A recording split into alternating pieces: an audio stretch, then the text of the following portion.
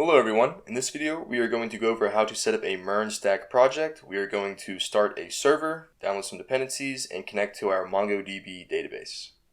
So first, let's talk about what the MERN stack is. MERN stands for MongoDB, Express, React, and Node.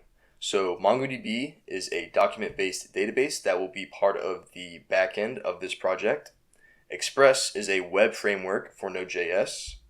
React is a free front-end JavaScript library, and Node is an open source server environment. So let's get started making this project. We want to first create a folder that will hold the project itself. So let's go over to our file explorer and create a new folder. I'm going to name this folder MERN example. Alright, and now let's head over to VS Code and open up this folder we just created. Alright, so now that we are in VS Code and we have this folder open that we just created, we can go ahead and close this, and we want to go ahead and toggle the terminal with this command right here. So let's do that. And one of the first things we want to do is we want to verify that Node is installed. We can do this by typing node space -v and hitting enter, and we should see a version appear right here. If you don't see a version appear right here, that means you don't have Node installed, so you need to go over to nodejs.org and download and run the installer, and then you should see this appear once you try this again. So now that we have Node installed, we want to go ahead and create our React app. And if you remember, React is part of the front end of this stack. So in order to create this React app, we type npx create-react-app and the name of the app we are going to use. I will go ahead and use MERN app example. I recommend doing no spaces in the name, and then we hit enter, and that will take a moment to set up. If it happens to tell you that you need to install a package for Create React App, go ahead and do so, and then this should take care of itself. Okay, so now in the terminal we see this happy hacking, and that means that we are done setting up our React app. So if we go over here, you can see it created some foundational files. We have the public file, the folder, the source folder. We can go ahead and close that for the moment. But now we want to change directories into this React app that we just created. So you do so in the terminal by saying cd and then the name of the React app we just made, so MERN-app-example. And you can see our file path here reflects that we are now within this directory. So now we want to make a new folder for our backend, so we can do that in the terminal by typing mkdir backend, hit enter, and we see that we have this new backend folder right here. We could also right click and say new folder and do it that way. Okay, so now we're going to change directories into this backend. So we say cd backend, and now the file path shows that we are in the backend. So now we want to create a package.json file within this backend folder. So the package.json file is sort of the core of any Node project, and it holds some of the metadata about the project itself. So in order to create this, we want to go ahead and type in the terminal npm space init space -y and hit enter. And so this -y that we just typed will answer yes to some of the follow-up questions. It will ask us about some of the specifics for the setup. And so we can see that we have, in this backend folder, we have this JSON file right here.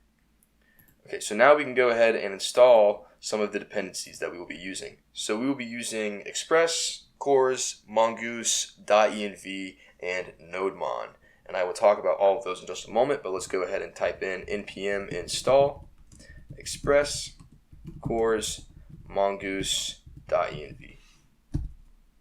So Express, we have discussed already. It is a web framework for Node.js. Cores stands for Cross-Origin Resource Sharing, and it will allow one URL to request data from another URL outside of our server. Mongoose will allow us to communicate with MongoDB a little more efficiently through Node, and .env will allow us to store some of our environmental variables within a .env file. So let's run this. Alright, we can see that that is finished installing. We also want to use NodeMon, so we will type npm space install space -g space NodeMon. And this -g will tell us that we want to install this globally. So we'll hit enter here. If it gives you an error, you can try typing in sudo instead of npm. So you would do sudo install -g NodeMon and run that instead, and that should work. So NodeMon will allow us to see live development updates of our server. Every time we make a change and save it, it will restart the server instead of us having to do it ourselves.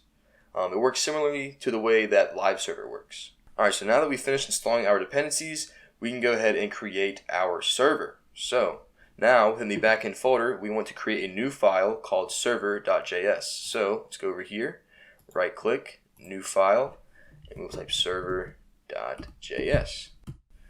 Alright, so now I'm going to go ahead and copy and paste in some code here, and I'll explain to you what it does in just a moment. Alright, so right here, these three lines right here are requiring Express, CORS, and Mongoose, which are some of the dependencies that we'll be using for this project. This line right here will require the .env configuration.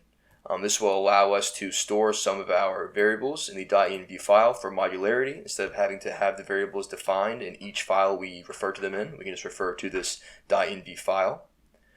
These lines right here actually create our Express server and tell it to run on port 5000. And then these two right here configure the server so that we are using CORS and that we can use JSON. If you're not familiar with JSON, JSON stands for JavaScript Object Notation, and it is a document-based data type that is human readable. And so these lines tell the Express server that we are using JSON and using CORS. Then this right here actually starts the server by telling the server to listen on this port. And then this right here will log in the terminal. It will tell us that the server is actually running on the port that we have specified here. So in order to verify that this is working, we can type nodemon server because we want to run this through nodemon. If we hit enter, then it should tell us server is running on port 5000. So that means we have successfully created and ran our server, and it is currently running right now. If we want to stop this, then we can type Control-C, and that should stop it. So now that we've actually got our server to run, we can go ahead and create a MongoDB database through MongoDB Atlas, and then we can find a way to connect this server to that database. So let's head over to MongoDB. You will need a MongoDB account in order to do this, so go ahead and take a moment to create that account. Alright, so once you have created an account and signed in, you should be able to see a page like this called Projects. So we need to create a new project that will hold this actual database. So we'll click New Project. Doesn't really matter what you're naming here. We'll say Example. And then it will ask you if you want to add any members. For this case, where I'm not adding any members, so I'll just say Create Project. And then within the project itself, we need to create the actual database itself. So we click Create Database.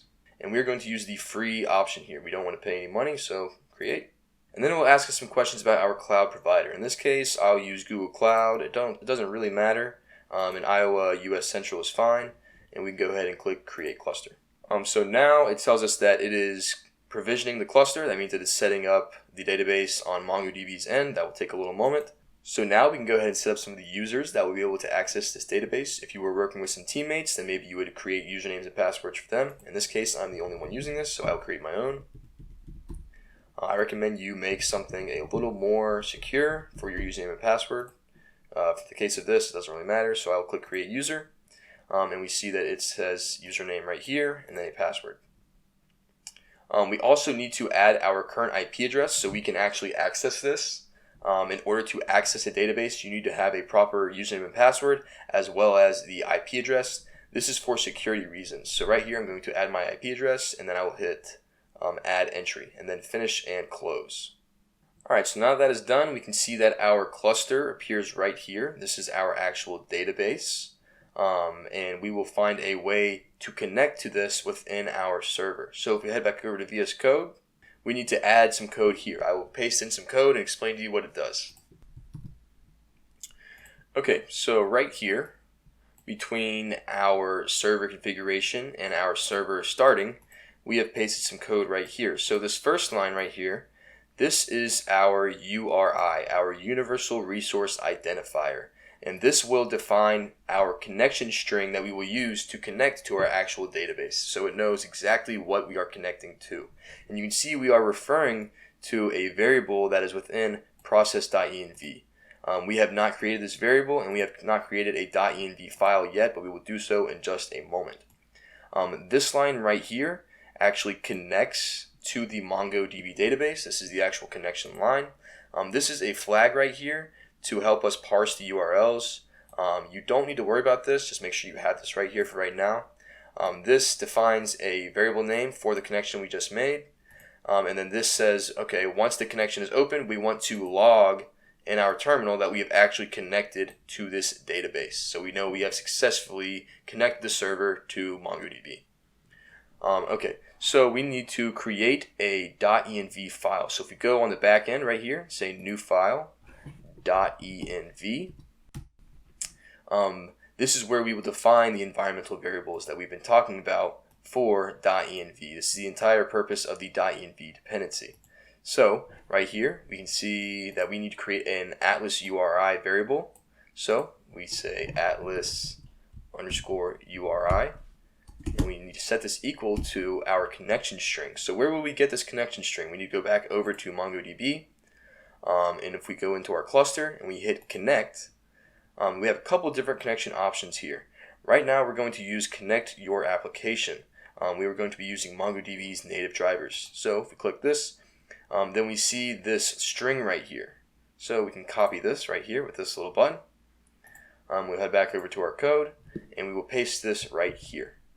So now we've got this right here, and we need to replace this right here with our actual password we made just a moment ago when we configured our username and password.